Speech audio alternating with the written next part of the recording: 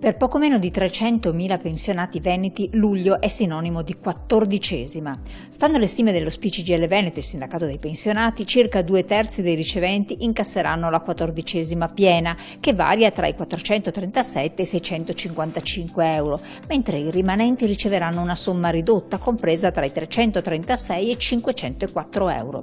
Certamente un aiuto concreto in un momento in cui il costo della vita è sempre più alto, ma non è tutto oro quel che luccica. I problemi sono ancora tanti. Chiaramente è una boccata di ossigeno per questi pensionati, però la platea dei pensionati interessati alla 14ª è oggettivamente troppo bassa, quindi bisognerebbe ampliare di più la sfera dei pensionati che possono fruire della 14ª. La 14ª è una goccia nel mare rispetto alle esigenze dei pensionati, costretti ogni anno a fare i conti con un caro vita opprimente.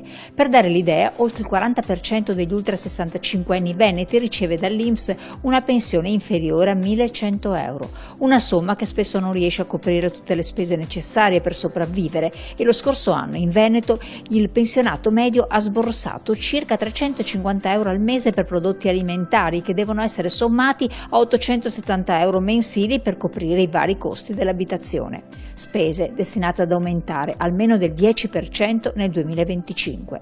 Gli adeguamenti che vengono fatti anno su anno non coprono minimamente l'andamento dell'inflazione, soprattutto negli anni scorsi dove avevamo un'inflazione molto alta. Abbiamo avuto un adeguamento dei trattamenti pensionistici che sono stati molto al di sotto rispetto all'andamento del costo della vita.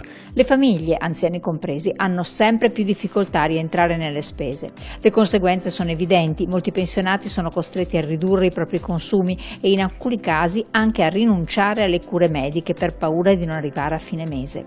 L'appello lanciato al governo da CGIL Veneto è chiaro. C'è uno scarto importante tra il costo della vita, e quindi per costo della vita si intende non solamente il carrello della spesa ma anche acqua, luce e gas, e i trattamenti pensionistici in atto, e quindi abbiamo bisogno che il governo faccia uno sforzo intanto per adeguare effettivamente gli aumenti delle pensioni in rapporto all'aumento del costo della vita, è già questo un tema, e poi allargare la platea degli aventi diritto alla 14ª.